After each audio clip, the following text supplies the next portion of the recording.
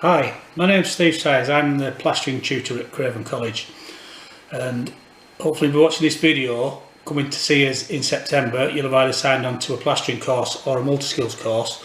And what I want to show you is two things that you could do prior to coming to college is learn how to get mixed consistencies correct and a little practice of how to spread. And these are things that you can use at home. You can find around the house. I'm not going to send you a bag of plaster in the post, it's not really feasible, so it's some things that you have around the house you can use to get to the using the correct consistency of plaster. So in the next couple of videos we'll keep them short, and we'll show you how you can mix plaster correctly and spread it. Hi, so what I'm going to show you first is how to mix plaster to the correct consistency, but we're going to use a substitute because we all got plaster at home. What we've got is a substitute which you might have at home, which is icing sugar. So when we use icing sugar we can use it as a replica of plaster. You can buy this for about £1 at your supermarket for a 500-gram box, and we only need a small amount of it. So what we're going to do is we're going to show you how to mix it. We're going to measure this out.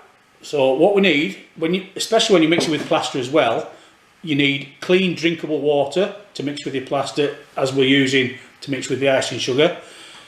A teaspoon of water into a container, and then I'm going to put 3 teaspoons of icing sugar in there.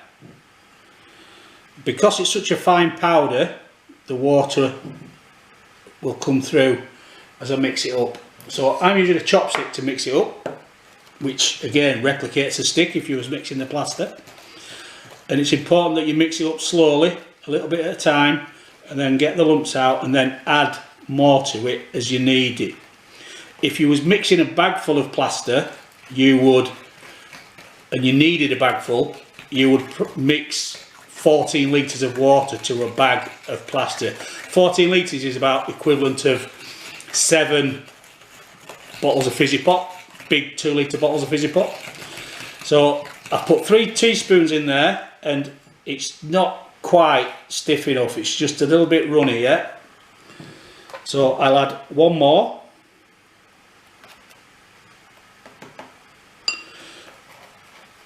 Gently mix it around so you don't spray the plaster or the icing sugar everywhere and make a mess everywhere.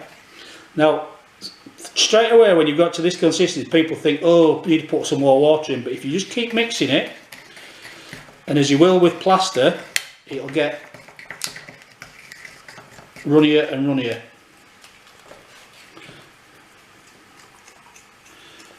So now we've got it to a stiffer mix now, which is a spreadable mix, and we can use that to spread onto our wall, or in our case we're going to spread it onto a biscuit.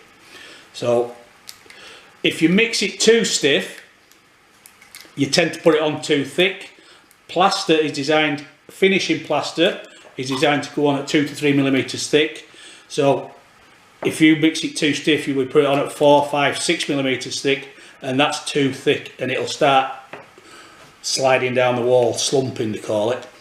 But we've mixed this just the right mixture here to spread on our biscuit later.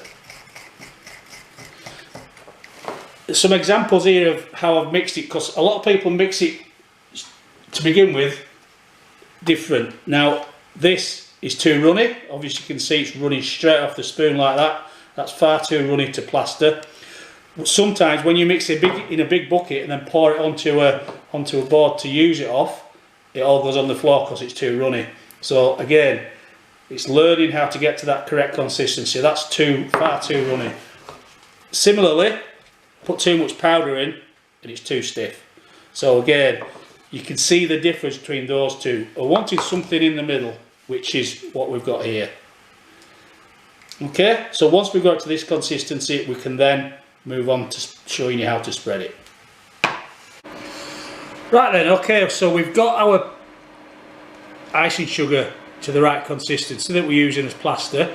The next thing is to try and spread it evenly onto the surface, and in this case we're using a digestive biscuit. So what we're going to use is a teaspoonful of icing sugar. We're going to put it onto the biscuit, and if it's the right consistency it won't slide off. Then we'll get a knife, and what we're going to do is going to try and evenly spread it all over your biscuit. And this is the technique that you're going to have to use when you're plastering, and it's just using it at the right amount of pressure on the biscuit. If you push too hard you'll push it all off. If you go hard enough you'll end up with lumps.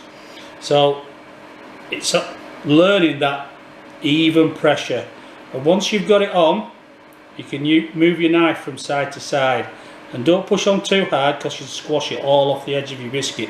And the idea is get it to the edges but don't push it off the edge. And once you've got it to the right